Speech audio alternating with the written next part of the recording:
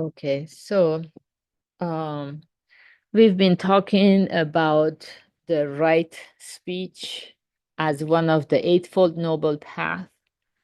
And right speech basically means kind speech. And like today's saying a day, let us have a smile and offer cheerful greetings. Um, yeah. And one way we can define kind speech is a kind of speech that eases people's anxiety instead of adding to their anxiety. So, for example, if somebody we haven't met or we haven't seen them for a year, and then we have a reunion, and the first thing that comes to our mind is like, oh my goodness, this person has been gaining a lot of weight. And for most people, whatever comes to the mind, it comes out of the mouth. We can say, oh, have you gained weight? Or, oh, you became chubby. Of course, that's not kind speech or right speech because, who feels good to be told that they've gained weight? Yeah. So actually practicing right speech or Eightfold Noble Path is very difficult. So maybe this story will show us one way we can be more aware of how to practice the right speech or the kind speech. So let's read it and reflect on it, and then how we can carry this message to our everyday life.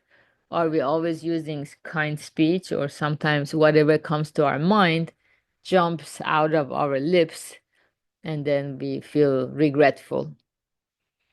So this story is from Something You Forgot Along the Way. Number 5, counseling the wayward student, one professor's wise approach. A certain college professor was loved like a father by his students. One day he invited a student who had been leading an irregular life to his home and spoke to him as follows. These days, do you ever call your parents or write to them? Sometimes. How many times a month? Once or twice. Very good. What kind of things do you tell them? I call them when I need money, came the shamefaced answer. Nothing wrong with that. When you're short of money, it's better to rely on your parents than to borrow from friends. Is that all you tell them in your letters and phone calls, that you need cash? Yes, said the student, squirming. The professor sat up straight, a deep light shining in his eyes. Here's why I called you over today. I want you to write to your parents once a week from now on. Tell them anything, that you got up early, that you had cereal for breakfast, or pizza for lunch, or Chinese takeout for dinner. Any little thing will do, but tell them all about it, will you? The student had such respect for the professor that he did as told without stopping to think about the underlying meaning of the request. His parents, having never heard anything from their son but pleas for money, had been worried about him. Now they could relax, and they were overjoyed. They in turn began to write him and call from time to time with news about home, and now and then they would send him treats. The student had been partying hard, but because he couldn't always lie about his behavior, he slowly changed. Once he understood how much his parents cared about him, he began to study harder.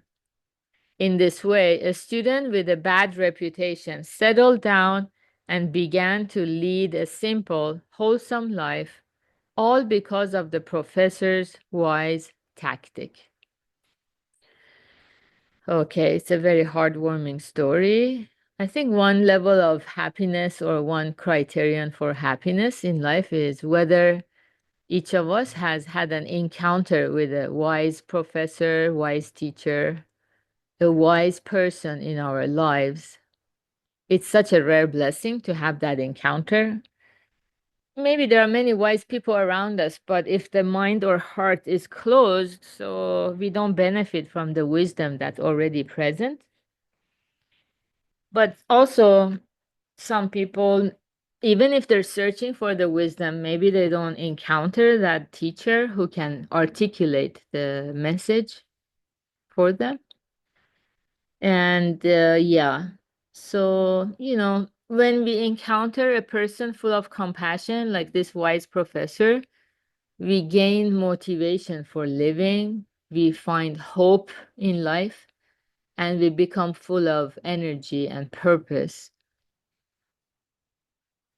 So, what I mean by that is, a person of compassion uses right speech or kind speech.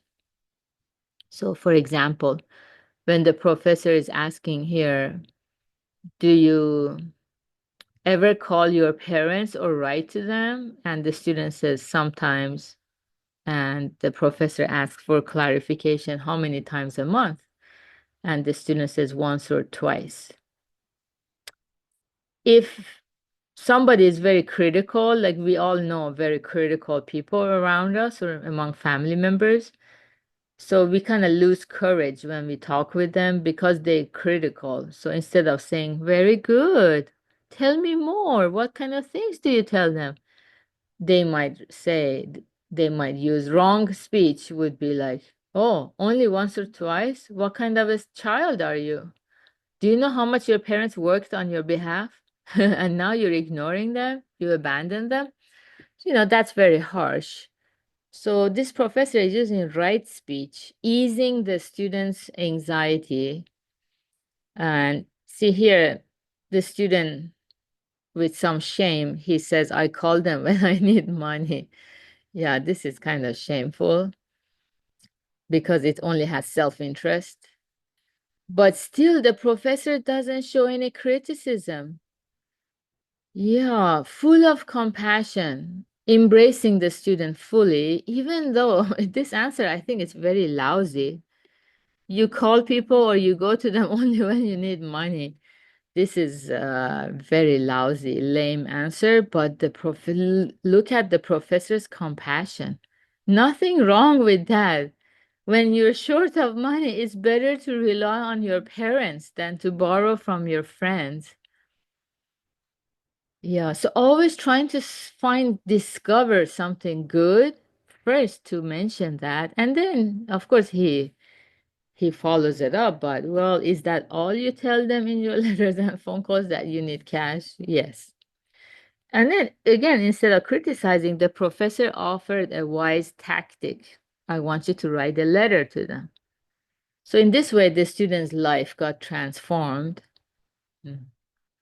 Yeah. So let's focus on when we are dealing with our family or friends or colleagues, how critical we might be in our speech, or do we use our language for their benefit to try to put some highlight some truth or something we see that maybe they don't see, and then we can be open to what they see, what we don't see. So we all learn from each other.